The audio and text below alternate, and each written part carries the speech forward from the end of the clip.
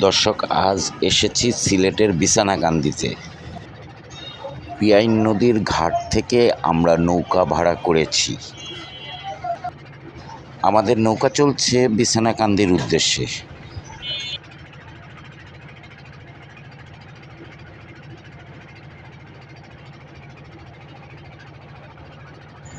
পিয়াইন নদীর স্বচ্ছ পানির উপর দিয়ে আমাদের ইঞ্জিন চালিত নৌকাটি চলছে। নৌকা যত কাছে এগিয়ে যাচ্ছে, ওই যে দূরের পাহাড়, আরও কাছে আরও কাছে আমাদের কাছে চলে আসছে। পাহাড় কাছে এলে কি হবে? এই পাহাড় তো আমাদের নয়। এই পাহাড়ের নাম খাসিয়া পাহাড়। এই পাহাড়ের অবস্থান ভারতের মেঘালয় রাজ্যে। খাসিয়া পাহাড়ের বৃষ্টি এবং জলরাশি থেকেই, ঝর্ণা থেকেই সৃষ্টি উমক্রেম নদী। দূরে যে মসজিদটি দেখছেন, এটি বাংলাদেশ, আর ওপারের পাহাড়, ওটি মেঘালয় রাজ্য।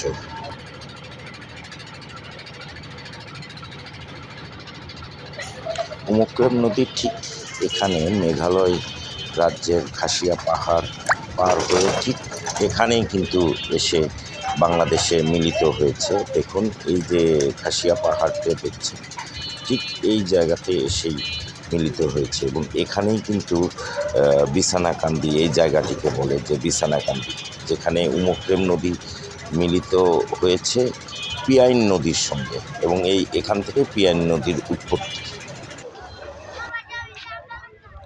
আমরা চলে এসেছি বিছানাকান্দি ঘাটে। এখানে নৌকা ভিড়ল, এরপরে আমরা এবার হেঁটে রওনা দিব বিছানাকান্দির কাছে। এই হলো বিছানাকান্দি। দেখুন, এই যে বিছানাকান্দি, পাথর দেখা যাচ্ছে। দূরে যে পাহাড়, ওই টিন শেড যে ঘর দেখা যাচ্ছে, সেগুলি ভারত। আর এই যে আমরা ঠিক এখন কাছে যাব বিছানাকান্দির। সারি সারি পাথর পড়ে আছে, এবং এটি পিয়াইন নদীর মুখ।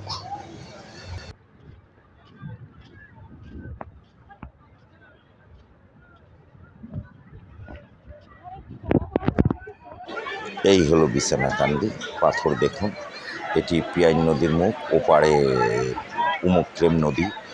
উমক্রেম নদী খাসিয়া পাহাড় পেরিয়ে এখানে মিলিত হয়েছে।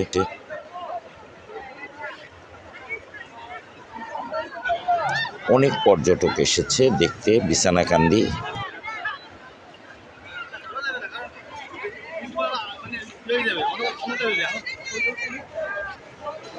দর্শক, আমরা এখন বিছানাকান্দির আসল রূপ দেখব, প্রকৃতির নৈসর্গিক দৃশ্য। দেখুন, ওপারে খাসিয়া পাহাড়, এপারে পিয়াইন নদীর মুখে অনেক পাথর পড়ে আছে এবং পাথর বেয়ে ঝর্ণাধারা কুলকুল করে পানি রাশি চলে যাচ্ছে। অনেক সুন্দর বিছানাকান্দি দেখতে অনেক সুন্দর। এর পাথরের দৃশ্য, এর পিয়াইন নদীর দৃশ্য, দূরে দাঁড়িয়ে আছে খাসিয়া পাহাড়। এবং আমরা ঠিক এই পাথর, বড় বড় পাথর, এই পাথর আমরা এখন অনেকে পার হব, ওপারে যাব, দেখি ওই ওপারের দৃশ্যটা কেমন লাগে। বিছানাকান্দির পাথর অনেক বড়। দেখুন, আমি খুব কাছ থেকে দেখাচ্ছি, অনেক বড়।